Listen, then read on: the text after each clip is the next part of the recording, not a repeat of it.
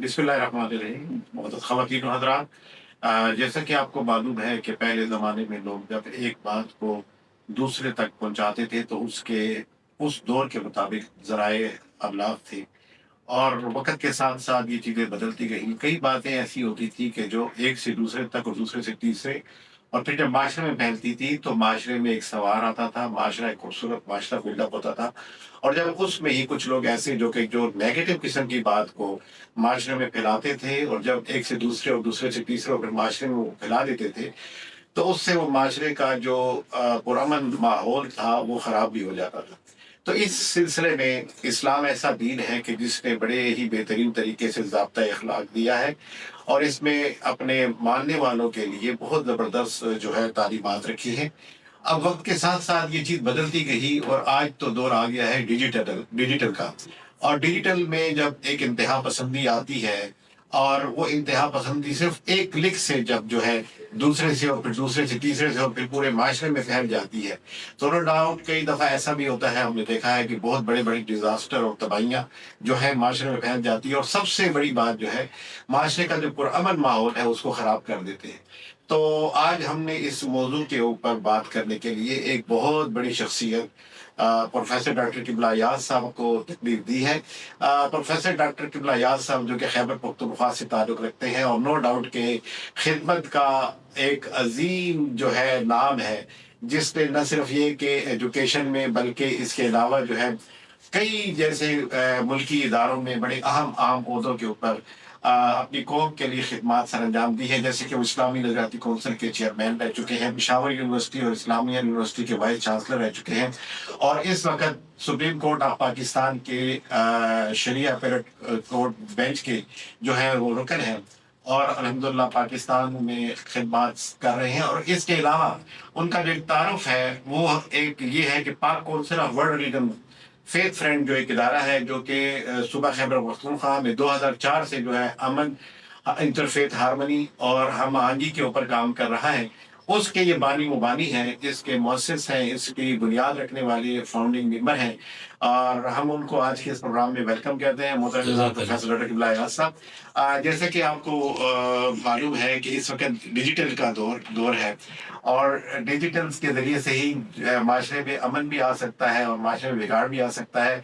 तो इस्लामी तालीमात की रोशनी में थोड़ा आप हमें बताएँगे कि डिजिटल इंतहा पसंदी या इंतहा पसंदी को किस तरह इसको रोकने के लिए इस्लाम की तालीमात है, इसको थोड़ा आप रोशनी डालिए।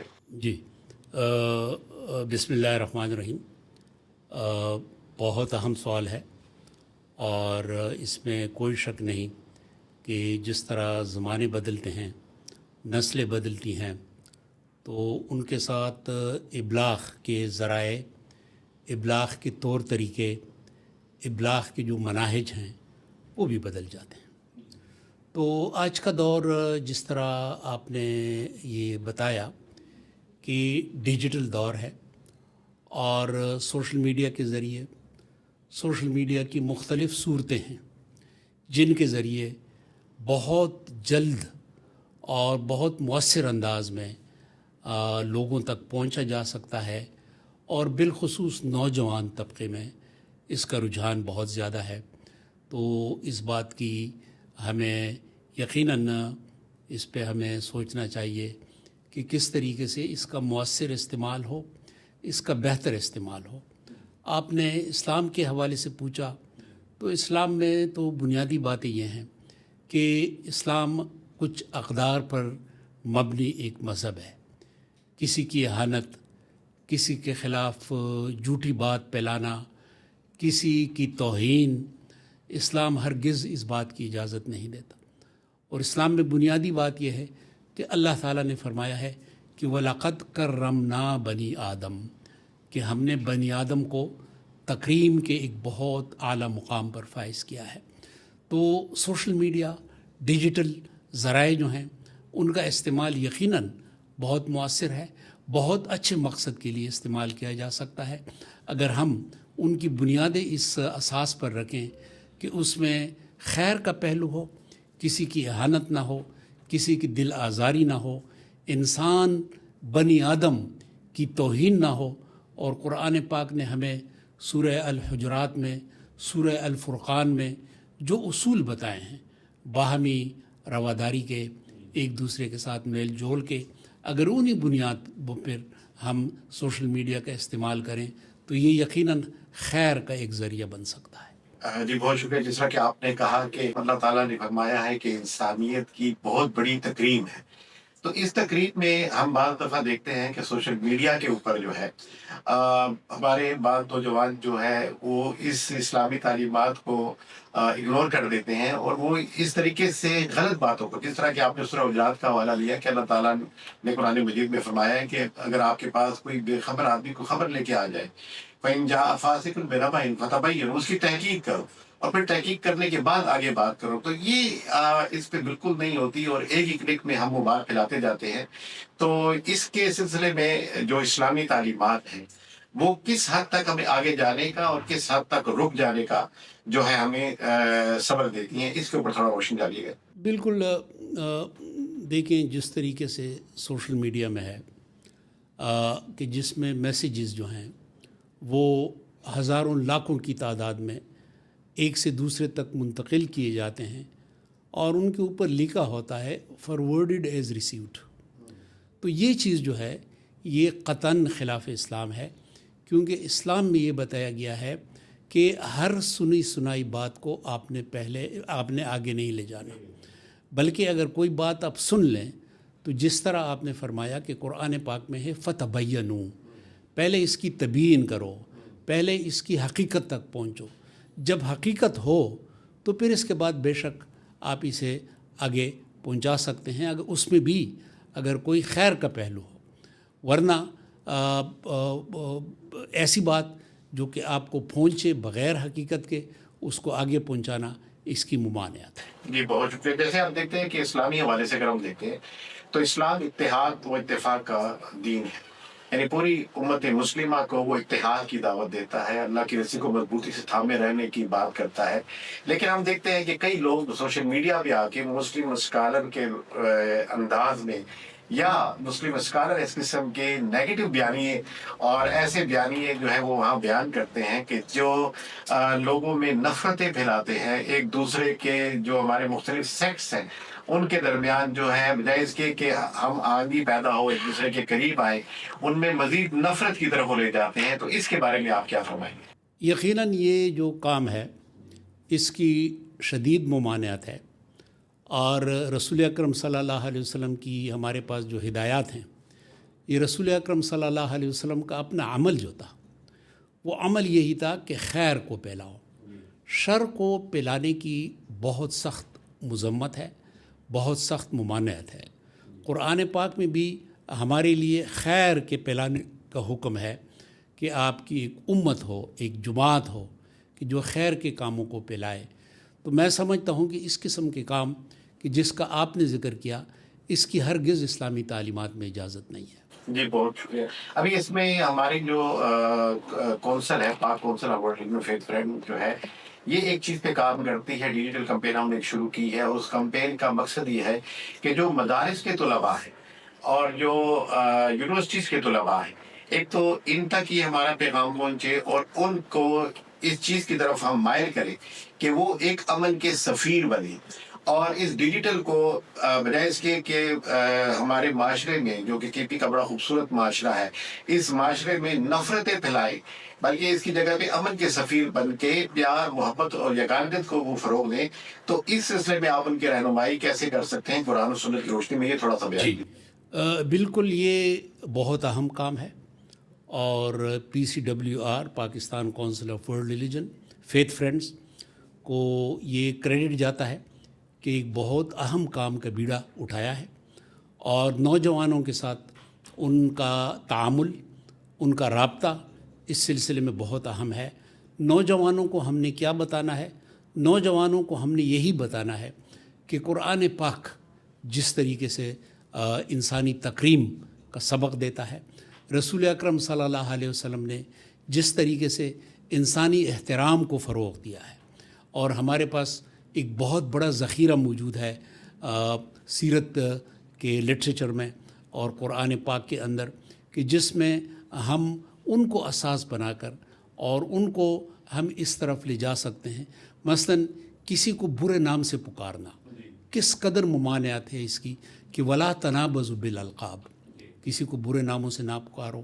بئس الاسم الفسوق بعد الایمان، ایمان کی موجودگی میں کسی کو برے نام سے پکارنا یہ بہت بڑا بہت غلط کام ہے.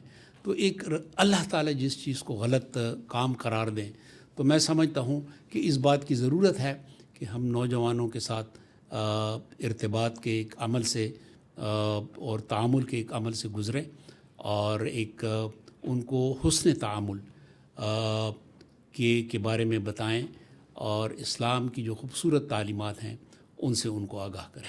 بہت اچھی بات تھی کہ لیکن جب آپ جیسے لوگ اور کئی دوسرے لوگ جو علماء ہیں جو معتدل مزاج جب وہ معاشرے میں یہ جو بات آپ کر رہے ہیں ایسی بات کرتے ہیں تو پھر ہمارے معاشرے میں کچھ ایسے نیگیٹو لوگ بھی ہوتے ہیں کہ یہ تو کوئی ویسٹرن ایجنڈا لے کر آئے.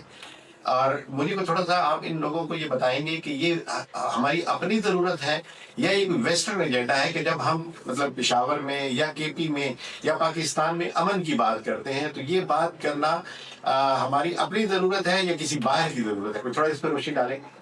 دیکھیں جو امن کا پیغام ہے اس کی جڑیں جو ہیں وہ تو قرآن پاک میں ہے. ہم دیکھتے ہیں کہ حضرت ابراہیم علیہ السلام کی دعا جو تھی شہر مکہ کے لیے وہ دعا کیا تھی؟ وہ دعا امن کی دعا تھی کہ اس شہر کو امن کا شہر بنا دیں. تو جب امن ایک پیغمبرانہ قدر ہے اور ایک پیغمبرانہ دعا ہے امن کے لیے تو میں سمجھتا ہوں کہ اس کا مطلب یہ ہے کہ امن جو ہے یہ ایک مسلم معاشرے کی بنیاد ہے. پھر اس کے بعد جب ہم دیکھتے ہیں کہ ہمارے پاک پیغمبر رسول اکرم صلی اللہ علیہ وسلم پورا آپ ان کی حیات مبارکہ دیکھیں. مدینہ جو جنگ کا شہر تھا، اوس اور خزرج کے درمیان ایک لمبی جنگ تھی. رسول اکرم صلی اللہ علیہ وسلم کی ہجرت کے ساتھ ہی وہ جنگ ختم ہو گئی. رسول اکرم صلی اللہ علیہ وسلم کی کوششوں سے مبارک مساعی سے وہ جنگ ختم ہو گئی اور مدینہ ایک خوشحال شہر بن گیا. تو اب آپ بتائیں مجھے جناب مقصود سلفی صاحب کہ امن جو ہے یہ مغرب کا پیغام ہے یا اسلام کا پیغام ہے؟ مغرب کے حوالے سے تو آپ دیکھیں تو مغرب کی تاریخ تو جنگوں سے بری پڑی ہے. رسول اکرم صلی اللہ علیہ وسلم نے ہمیں امن کی نوید دی، معاشرے کو امن کی بنیاد دی، مکہ کو فتح بھی کیا. تو اس طریقے سے فتح کیا کہ عام معافی کا اعلان کیا. وہ لوگ کہ جنہوں نے آپ کو مصیبتوں اور ابتلاعات میں سے گزارا تھا، جنہوں نے آپ کو دقتیں دی تھی، جنہوں نے آپ کو ایذائیں دی تھی، ان کو بھی معافی دی. تو امن کا پیغام جو ہے اس کی جڑیں جس طرح میں نے گزارش کی یہ اسلام کے اندر ہیں اور کوئی بھی امن کی بات کرتا ہے تو وہ دراصل حقیقی اسلام کی بات کرتا ہے. زبردست. جس طرح آپ نے حضرت ابراہیم علیہ السلام کی دعا کا حوالہ دیا کہ انہوں نے مکہ شہر کے لیے امن کی دعا کی تو یہ ان کی دعا کی برکت ہے کہ آج مکہ دنیا میں بہترین امن کا شہر اور وہاں پہ جب ہم جاتے ہیں تو بڑی آسانی سے عبادت کر سکتے ہیں. تو ہم یہ سمجھتے ہیں کہ اگر آپ کے شہر میں آپ کے ملک میں امن نہیں ہے تو کاروبار تو ایک طرف رہ گیا، آپ عبادت بھی نہیں کر سکتے. تو اس طرح اور کیا کیا چیزیں ایسی ہیں کہ جو امن کے نہ ہونے کی وجہ سے بد امنی سے متاثر ہوتی ہیں آپ کے ذہن میں کہ جس کے لیے نوجوانوں کو اپنا کردار ادا کرنا چاہیے کہ وہ امن کی بات کریں؟ دیکھیں ہمارا جو آج کا نوجوان ہے نا، آج کا نوجوان مختلف بحرانوں کا سامنا کر رہا ہے. ایک تو یقیناً ہمارا اخلاقی بحران ہے، لیکن اخلاقی بحران کے ساتھ جو بہت ایک جڑا ہوا بحران ہے وہ معاشی بحران ہے. آبادی یقیناً بڑھ رہی ہے اور آبادی بڑھنے کے ساتھ ساتھ ہمارے ہاں تعلیم کا کی شرح ہے وہ بھی بڑھ رہی ہے، روزگار کی شرح وہ نہیں ہے. اب اس میں یہ ہے کہ ہم نے نوجوانوں کو یہ بتانا ہے کہ ضروری نہیں ہے کہ ہر بندے کو سرکاری نوکری ملے. خود اللہ تعالیٰ نے ہمیں 2 ہاتھ دیے ہیں، ہمیں اللہ تعالیٰ نے 2 پاؤں دیے ہیں، اللہ تعالیٰ نے ہمیں دماغ ذہن کے انعام سے متصف کیا ہے، نوازا ہے. اس کو استعمال کر کے آپ خود اس کام کی طرف آئیں کہ آپ بجائے اس کے کہ نوکری کے آپ سوالی ہوں بلکہ آپ دوسروں کو نوکری دیں. رسول اکرم صلی اللہ علیہ وسلم کے پاس ایک بندہ آیا اور اس بندے نے غربت کی شکایت کی. رسول اکرم صلی اللہ علیہ وسلم نے انہیں ہدایت فرمائی کہ لکڑی کاٹے اور اس کے اندر ان کے لیے باقاعدہ کلہاڑی بنائی اور انہیں ہدایت کی کہ وہ شہر کی طرف نکل جائے. تو اس کا مطلب کیا ہے؟ وہ یہ ہے کہ خود آپ نے اپنی معیشت کے لیے خود اقدام کرنا ہے. تو اب ہم نے رسول اکرم صلی اللہ علیہ وسلم کی تعلیمات اور اللہ تعالیٰ کی جو ہدایات ہیں قرآن پاک کے اندر، اللہ تعالیٰ نے یہ فرمایا ہے کہ وَلَقَدْ خَلَقْنَا الْإِنسَانَ فِي كَبَدٍ، انسان کو ہم نے ایک مشکل صورتحال میں پیدا کیا ہے. اب وہ مشکل صورتحال کے لیے ظاہر ہے کہ انسان نے خود محنت کرنی ہے. اب وہ محنت جو ہے وہ بھی قرآنی تعلیمات میں رسول اکرم صلی اللہ علیہ وسلم کے تعامل میں ہمارے لیے پوشیدہ ہے. یہ جو چیز ہے جو آپ نے بتائی، اس میں یہ ہے کہ امن کے ساتھ جو چیز منسلک ہے وہ بہتر معیشت ہے. سورہ قریش کا آپ دیکھیں، سورہ قریش میں ایک تکون ہے، مثلث ہے، ٹرائنگل ہے. بسم اللہ الرحمن الرحیم. لإیلاف قریش ایلافہم رحلۃ الشتاء والصیف. قریش کی جو انسلاق تھا، تجارت سردیوں کی اور گرمیوں کی. فَلْيَعْبُدُوا رَبَّ هَذَا الْبَيْتِ، عبادت کرو اس گھر والے کے رب کی. أَطْعَمَهُم مِّن جُوع وَآمَنَهُم مِّن خوف، کہ جس نے آپ کو بھوک سے نجات دلا دی، مطلب یہ ہے کہ ایک بہتر معیشت دی. وَآمَنَهُم مِّن خوف، اور خوف کی جگہ امن سے نوازا. تو اس کا مطلب یہ ہے کہ تجارت آئے گی تب جب امن ہو. جب تجارت آئے گی تو بہتر معیشت ہوگی. اور یہ چیز ہم نے مدینہ میں دیکھا کہ رسول اکرم صلی اللہ علیہ وسلم نے جب وہاں امن کو یقینی بنایا تو پھر مدینہ کے اندر ایک بہتر معیشت آئی. اور تاریخ میں آپ نے پڑھا ہوگا، سیرت کی کتابوں میں آپ نے پڑھا ہوگا کہ حدیبیہ کی جنگ کے بعد، یہ صلح کے بعد سب سے زیادہ اسلام کی طرف لوگ راغب ہوئے، کیونکہ انہوں نے مدینہ کے اندر دیکھا کہ وہاں پہ کتنا ایک رواداری کا ماحول ہے، ایک بہتر محبت کا ماحول ہے، روزگار کے ذرائع دستیاب ہیں لوگوں کو، لوگوں کے درمیان ایک باہمی تعاون ہے. تو یہ تمام چیزیں جڑی ہوئی ہیں. اور ابراہیم علیہ السلام کی دعا میں بھی یہ ہے کہ ثمرات کی دعا ہے. اب ثمرات، میوے کس معاشرے میں ہوتے ہیں؟ اس معاشرے میں ہوتے ہیں جہاں پہ خوشحالی ہو، جہاں پہ معیشت بہتر ہو. تو یہ ساری چیزیں جو ہیں یہ امن کے ساتھ جڑی ہوئی ہیں. تو اس کا مقصد یہ ہے کہ جو آپ پازیٹیو اور پرامن طریقے سے جو کام کریں گے کسی معاشرے کے سب لوگ، تو یقیناً وہ معاشرہ پھر ترقی کرے گا اور پھر وہ بہتری کی طرف جائے گا. کیا خیال ہے اس میں؟ سلفی صاحب، آپ دیکھیں سنگاپور ایک چھوٹا سا ملک ہے، اور اتنا چھوٹا کہ میرے خیال میں پشاور سے کوئی بڑا ملک نہیں ہوگا.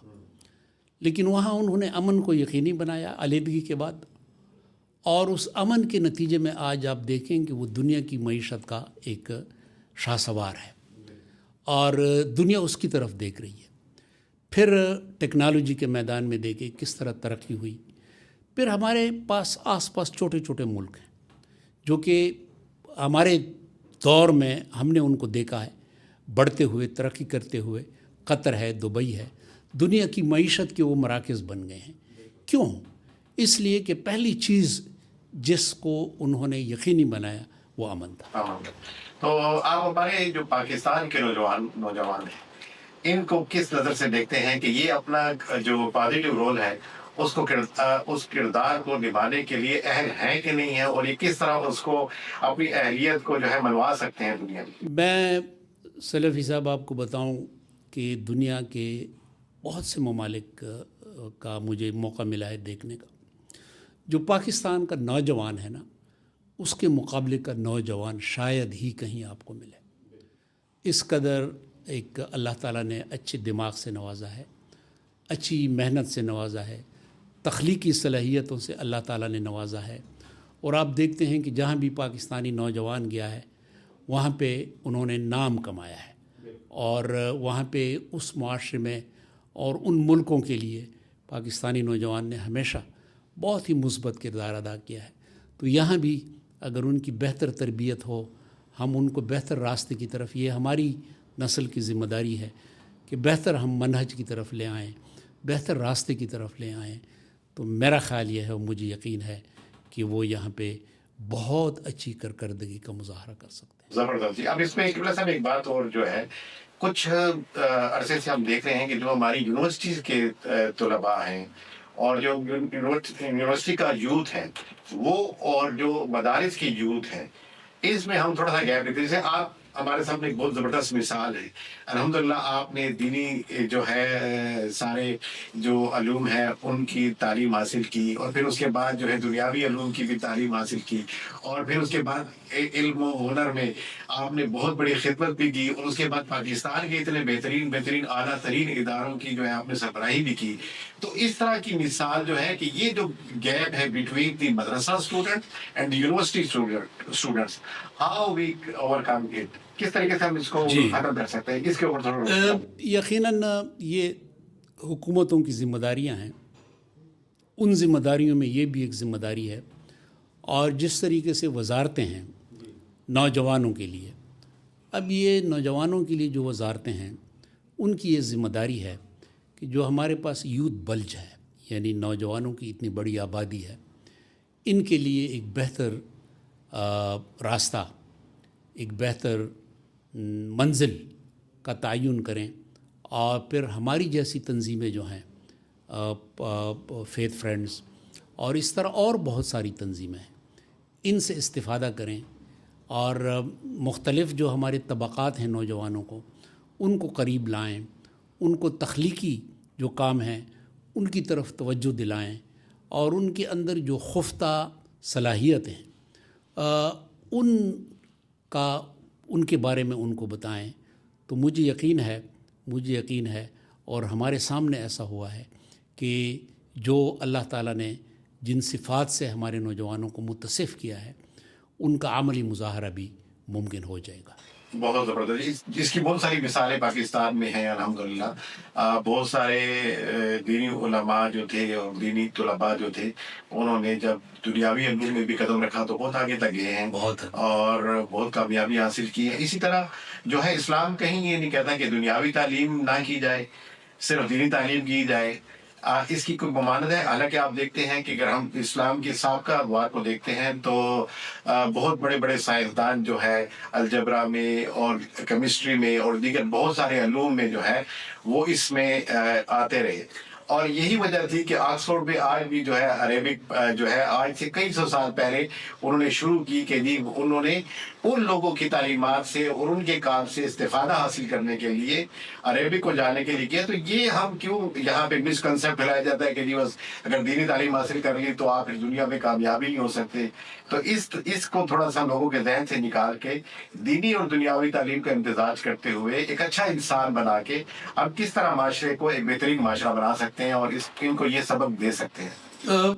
جناب، اگر آپ علوم کی تقسیم دیکھیں نا تو علوم کی تقسیم یقیناً ہے، لیکن یہ جو تقسیم ہمارے ذہن میں ہے، دینی غیر دینی، یہ تقسیم اسلامی تقسیم نظامہائے تعلیم میں نہیں ہے، بلکہ حقیقت یہ ہے کہ جو چیز بھی ہمیں تعلیم یا ہنر کی صورت میں ملی ہے، اس کا منبع جو ہے یقیناً اللہ تعالیٰ کی ذات ہے۔ اللہ تعالیٰ فرماتے ہیں کہ وَعَلَّمَ الْإِنسَانَ مَا لَمْ يَعْلَمْ، کہ جو چیز بھی کہ جو انسان نہیں جانتا اس کی تعلیم دی ہے اللہ تعالیٰ نے۔ تو اس کا مطلب یہ ہے کہ کل کائنات کا جو علم کا ذخیرہ ہے اس کا منبع اللہ تعالیٰ کی ذات ہے، وہاں سے ہمیں یہ چیز ملی ہے۔ اب تقسیم جو ہے یہ دینی غیر دینی کی بنیاد پہ نہیں ہے، بلکہ تقسیم اگر ہے بھی تو وہ ہے نافع یعنی انسانیت کے لیے مفید، اور غیر نافع کہ جو انسانیت کے لیے مفید نہ ہو۔ تو جو بھی چیز انسانیت کے لیے مفید ہے وہ یقیناً اسلام کا تقاضا ہے۔ اب مثلاً انسان ہے، بیمار ہے، اس کو تکلیف ہے، چھوٹے چھوٹے بچے ہیں، خواتین ہیں، ان کے لیے اب علاج کی ضرورت ہے، اور ایک ڈاکٹر ہے کہ جو ان کی صحت کو یقینی بناتا ہے۔ اب وہ جو طب کی تعلیم ہے، میڈیسن کی تعلیم ہے، یہ یقیناً شریعت کے تقاضوں کے عین مطابق ہے۔ ایک مثلاً انسان ہے، اس کو ایک اچھے تمدن کی ضرورت ہے، اچھی سہولت کی ضرورت ہے۔ آپ کے پاس ایک انجینئر آتا ہے کہ جو آپ کو اچھا گھر تعمیر کر دیتا ہے، آپ کو انسانی آسائشیں دیتا ہے کہ ان آسائشوں کی بنیاد پہ آپ اچھی زندگی گزاریں، آپ کو ایک خوبصورت مسجد بنا کے دیتا ہے، ایک آرام دہ مسجد بنا کے دیتا ہے. تو یہ تمام کام جو ہیں یہ شریعت کے تقاضوں کے ساتھ بالکل ہم آہنگ ہیں، اور اس کا اتنا ہی ثواب ہوگا کہ جتنا ثواب مثلاً کوئی قرآن پاک پڑھاتا ہے، احادیث نبویہ پڑھاتا ہے، یا کوئی دیگر جو ہمارا اسلامک لٹریچر ہے وہ پڑھاتا ہے. مجھے آپ کی بات سے بہت زبردست اتفاق ہے. جیسے قرآن کو ہم دیکھتے ہیں تو اللہ تعالیٰ نے قرآن میں فرمایا ہے کہ میں نے آدم کو کچھ اسماء کا علم عطا کیا. علم عطا کیا. اب وہ اسماء تھے، کوئی اس میں یہ نہیں کہا کہ میں نے قرآن کا علم دیا یا حدیث کا علم دیا. تو اللہ تعالیٰ نے ان کو کچھ سکھایا، اور پھر فرشتوں کو کہا کہ تم مجھے بتاؤ، تو انہوں نے کہا کہ ہم نہیں جانتے، اور اس انسان نے وہ سبق دہرا دیا. تو یہ اس سے سمجھ آتی ہے کہ اگر آپ والی بات کے علم نافع جو ہے وہ کسی بھی شکل میں ہو، وہ آپ حاصل کر سکتے ہیں، اور کہیں بھی ہو دنیا میں آپ وہاں اس کے لیے جا سکتے ہیں، اور اس کو ایک انسانیت کی بقا اور انسانیت کو نفع دینے کے لیے استعمال کر سکتے ہیں. اسی طرح جو ہے وہ علم جو کہ دنیا میں تفریق ڈالنے والا ہے یا دنیا میں تباہی ڈالنے والا ہے، ایسے علم سے بچنے کے لیے بھی کام کیا جا سکتا ہے. اور اب اسی چیز کو دیکھتے ہوئے جو ہمارا ڈیجیٹل ایک جو سینیریو بن رہا ہے، اور آپ نے جس طرح کہا کہ وقت کے ساتھ ساتھ بہت کچھ بدلتا گیا اور اب پھر بدلتا جا رہا ہے، اور آئندہ آنے والے کوئی چند دنوں میں جس طرح کہ آپ دیکھتے ہیں کہ چیٹ جی پی ٹی آ گیا اور اس طرح کی کئی چیزیں آ رہی ہیں، اور کئی لوگوں کے کام ختم ہو رہے ہیں، کئی لوگوں کے لیے نئی نئی اپرچونیٹیز آ رہی ہیں. تو اس ڈیجیٹل میں بجائے اس کے کہ ہم انتہا پسندی کی طرف جائیں، ہم جو ہے پازیٹیو اس کی طرف کیوں نہیں جا سکتے کہ جس کو ہم حاصل کر کے معاشرے میں جو ہے ایک اچھے انسان بھی بنے اور دنیا کے لیے کچھ نافع بھی بنے. تو اس کے اوپر تھوڑا آپ روشنی ڈالیں. بالکل یہی وہ بنیاد ہے کہ علم نافع ہو. اب یہ ایک نئی انسانی تخلیق ہے، انسان کا ذہن بے انتہا آگے جا رہا ہے. اب ہم آرٹیفیشل انٹیلیجنس کی طرف جب جا رہے ہیں تو آرٹیفیشل انٹیلیجنس جو ہے یہ ایک مصنوعی انسانی ذہانت ہے. اب اس میں اس بات کا عین امکان ہے، اور اب یہ ہونے جا رہا ہے کہ وہ ڈاکٹر کی جگہ بھی لے گا، آپ کے لیے تشخیص بھی کرے گا، آپ کے لیے علاج بھی تجویز کرے گا.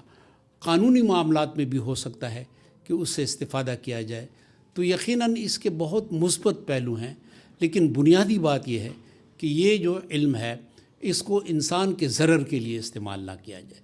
جس طریقے سے آج کل کے دور میں ہو رہا ہے، لوگوں کی تقریروں کی نقالی ہوتی ہے، اور پھر اس تقریروں کی نقالی کے نتیجے میں بہت ساری مشکلات بھی پیدا ہو سکتی ہیں. ابھی کچھ سال پہلے آپ نے برطانیہ میں دیکھا کہ ایک غلط خبر، ایک سکول پہ حملہ ہوا، غلط خبر نشر کی گئی، اس کے بارے میں بتایا گیا کہ یہ حملہ ایک مسلمان نے کیا ہے، اور پھر لوگ مسلمانوں کے گھروں کے اوپر، مساجد کے اوپر چڑھ دوڑے. بعد میں پتہ چلا کہ وہ حملہ نہ تو کسی مسلمان نے کیا تھا، نہ وہ کوئی اسلام کے ساتھ متعلق کوئی بندہ تھا، لیکن ایک غلط خبر کی اشاعت کے ساتھ. اور پھر پورا برطانیہ جو تھا اس پہ نادم تھا، اور اس کی وجہ سے پھر باقاعدہ عدالتیں قائم کی گئی جنہوں نے دن رات کام کیا، اور پھر دن رات کام کرنے کے بعد انہوں نے جو اس کے ملزم تھے اور جنہوں نے ذمہ دار تھے ان کو باقاعدہ گرفتار کیا اور ان کو سزائیں دی. بالکل زبردست. یہ آرٹیفیشل انٹیلیجنس نہ صرف آپ جیسا کہہ رہے طب میں اور انجینئرنگ میں اور دیگر کئی شعبوں میں کام کر رہی ہے، اس طرح مذہبی حوالوں سے بھی بہت زبردست طریقے سے جو بھی آپ اس سے مسئلہ پوچھیں، جو بھی فقہ کے حوالے سے یا جس کے حوالے سے بھی، تو اس پہ بھی بہت معلومات ملتی ہے. تو اس پہ کس حد تک ہم ریلائی کر سکتے ہیں آرٹیفیشل انٹیلیجنس کے اوپر بھی؟ یہ تو وقت بتائے گا. اس وقت یہ صورتحال ہے کہ کچھ میدانوں میں تو ان کا فائدہ آ جاتا ہے، کچھ میدانوں میں شاید یہ ذہانت جو ہے اس لیول پہ نہیں ہے کہ اس لیول پہ ہم مکمل اس پر انحصار کریں. تو وقت کے ساتھ ساتھ اس بات کا امکان ہے کہ یہ ایک مفید عامل کے طور پر ہمارے سامنے آئے گی. جی بالکل. لیکن اس میں ہم پھر اپنے ٹاپک کی طرف آئیں گے تو ڈیجیٹل انتہا پسندی. جیسے آپ دیکھتے ہیں کہ ہمارے آپ نے اس طرح بات کی کہ کئی چیزیں ہم آرٹیفیشل انٹیلیجنس کو دیتے ہیں، اور جیسے ہمارے یہاں پہ تو سب سے بڑا المیہ یہ ہے کہ ہم مختلف اعلیٰ شخصیات کی جو ہے میمز بناتے ہیں اور ان کے اوپر جو ہے کبھی ان کو ڈانس کرتا ہوا دکھا رہے ہیں، کبھی اس کے اوپر نیگیٹو قسم کی جو ہے میم بنا کے وہ سوشل میڈیا کی نظر کر دیتے ہیں، اور اس کی اسی طرح مذہبی لوگوں کی بھی اعانت کر کے بعض جگہ پہ اس کو بھی ہم وہ کر دیتے ہیں. تو اس کی قرآن و سنت میں کتنی اس کی ممانت ہے اور کس حد تک اس کی ممانت ہے یا کس حد تک اس کی اجازت ہے، تھوڑا اس کے اوپر روشنی ڈالیے گا. بالکل سلفی صاحب، اس پہ تو ابتدا میں ہماری بات ہوئی کہ وہ ہے کہ اہانت جو ہے نا، اہانت اس کی تو ہرگز اجازت نہیں ہے. تکریم انسانیت جو ہے یہ تو قدر ہے، ایک ویلیو ہے اسلام کی. تو کوئی بھی ایسا کام مثلا میمز، نقالی، ڈانس کرتے ہوئے کسی اور صورت میں اور پھر برے ناموں کے ساتھ، تو یہ تو ہرگز اس کی اجازت نہیں ہے، اور اللہ تعالیٰ نے اس کی بہت سخت ممانعت فرمائی ہے. اور یہ کس حد تک یہ گناہ ہے؟ یعنی واقعی یہ بہت بڑے بڑے، میں نے دیکھا ہے کہ کئی علماء، بڑے بڑے علماء کی جو ہے اس قسم کی نیند بنا دیتے ہیں. کئی ایسے ہمارے لیڈر ہوتے ہیں، پیشوا ہوتے ہیں، چاہے پولیٹیکل ہوں یا کوئی بھی کسی کی خدمت میں کر رہے ہوں، ان کی بھی اس قسم کی چیزیں بن جاتی ہیں. تو اس کا کس حد تک گناہ ہے؟ جو لوگ اس کو بعض لوگ اس کو گناہ سمجھتے ہی نہیں ہیں، اور پھر اس میں بھی کئی ایسی جھوٹی چیزیں بھی ڈال دیتے ہیں کہ جو بالکل ہی جو معاشرے میں جو ہے نقصان دہ بھی ہوتی ہیں. تو یہ چیزیں روکنے کے لیے نوجوان کیا کردار ادا کر سکتے؟ اخلاقی جو داعیہ ہے اور اخلاقی جو انسان کے اندر ایک اور انسان موجود ہے، اسی کو جگانا ہوگا کہ جس چیز کو اللہ تعالیٰ نے بیس فرمایا ہے، بیس اللہ تعالیٰ کا کلام جو ہے وہ تو بہت ہی غیر معمولی کلام ہے. تو جس چیز کو اللہ تعالیٰ بیس فرمائے یعنی برا، تو آپ خود اندازہ لگا لیں کہ اس کے برائی کا لیول کیا ہوگا. تو اس سے تو بچنا چاہیے. ہم انسان اگر کسی چیز کو برا سمجھیں تو اس کی حیثیت اور ہے، لیکن اگر اللہ تعالیٰ کسی چیز کو برا کہیں، برا فرمائیں، برے نام سے اور برا نام دیں، بیس الاسم الفسوق بعد الایمان. اور یہ بہت یعنی ایسی عجیب آیت ہے کہ ایمان کی موجودگی میں، بعد الایمان، ایمان کے ہوتے ہوئے اگر آپ کسی کو برے نام سے پکاریں، کسی کے آپ میمز بنائیں، کسی کی آپ اہانت کریں اور اللہ تعالیٰ اس کو بیس فرمائے یعنی بہت برا، تو آپ خود اندازہ لگا لیں کہ اس کی برائی کی کیا انتہا ہوگی. بالکل. اور جیسے اسی میں تھوڑا سا، جب ہم قرآن کو دیکھتے ہیں تو اللہ تعالیٰ قرآن مجید فرقان حمید میں فرماتے ہیں کہ جو جنتی لوگ ہوں گے ان کا آپس میں اٹھنا بیٹھنا، جہاں ملنا، تو وہ سلام سلام ان کا کلام ہوگا، سلامتی کا پیغام ہوگا، اور اتنا زبردست ہوگا کہ ان کے دلوں میں حسد نہیں ہوگا، کینہ نہیں ہوگا، بغض نہیں ہوگا ایک دوسرے کے لیے. اللہ تعالیٰ یہ ساری چیزیں وہاں ختم کر دیں. تو میں یہ سمجھتا ہوں، میرا یہ خیال کرتا ہے کہ یہ دنیا میں بھی اللہ تعالیٰ ہمیں یہ بتاتے ہیں کہ جو یہ چیزیں کر لے گا تو پھر اس کو یہ جگہ وہاں جا کے دوبارہ مل جائے گی. ایسا نہیں نظر؟ دیکھیں، ہم جس پاک پیغمبر کے مقلد ہیں، پیروکار ہیں، رسول اکرم صلی اللہ علیہ وسلم، ان کو تو ہم نے یہ دیکھا ہے کہ ایک یہودی میت گزر رہی ہے، اس کے لیے بھی آپ اٹھ جاتے ہیں. اور کیوں اٹھ جاتے ہیں؟ انہیں کہا بھی جاتا ہے، وہ فرماتے ہیں کہ یہ انسان کا جنازہ جا رہا ہے. تو بلائے مذہب ایک جنازہ ہے، رسول اکرم صلی اللہ علیہ وسلم ان کے احترام کے لیے بھی اٹھتے ہیں. پھر آپ کے پاس کافر آتے ہیں، اس دن بھی رسول اکرم صلی اللہ علیہ وسلم ان کو پورا پروٹوکول دیتے ہیں، ان کے لیے انتظار کرتے ہیں، اور پھر ان کو رخصت کرتے ہیں تو ہدایات، تحف و تحائف کے ساتھ. تو ایک ایسے پیغمبر کے جب ہم مقلد ہوں، ایسے پیغمبر کے جب ہم پیروکار ہوں، ایسے پیغمبر کے جب ہم متقی ہوں، تو آپ مجھے بتائیں کہ اس پیغمبر کا پھر امتی کیسے اپنے مسلمان بندے کی یا انسان کی اہانت کرے گا، ان کی توہین کرے گا، ان کی میمز بنائے گا، ان کو برے نام سے پکارے گا. یہ ہو نہیں سکتا. یہ انسانی اور اسلامی اقدار کے خلاف ہے. بہت شکریہ. اب اس سے آخری بات سے آپ ہمارے نوجوانوں کو کال آف ایکشن کیا دیں کہ کس طرح وہ آگے اس چیز کو لے کے بڑھیں کہ ایک بہترین معاشرہ ہم بلڈ اپ کر سکیں؟ کال آف ایکشن یہ ہے کہ سب سے پہلے تو ہم جس کو وہ TOT کہتے ہیں، ٹرینرز آف ٹرینرز کہ پہلے ہم کچھ نوجوان تو اس کے لیے تیار کریں، اور مجھے یقین ہے کہ کچھ نوجوان اس کے لیے تیار کریں تو ان کا پیغام جو ہے وہ اپنے ساتھیوں کے ساتھ بہت آسانی کے ساتھ اور بہت تیزی کے ساتھ آگے بڑھ سکتا ہے۔ بہت شکریہ محترم خواتین حضرات، آپ نے ہمارا میسیج محترم جناب قبلہ یاز صاحب سے سنا۔ امید ہے کہ آپ نے بہت کچھ اس سے حاصل کیا ہوگا۔ اگر آپ کو یہ ہمارا پوڈ کاسٹ جو ہے پسند آئے تو اس کو ضرور لائک کیجیے گا اور اس کو شیئر کیجیے گا تاکہ زیادہ سے زیادہ لوگوں تک یہ اچھی باتیں جو ہے پھیل سکے۔ بہت شکریہ جی، السلام علیکم ورحمۃ اللہ وبرکاتہ۔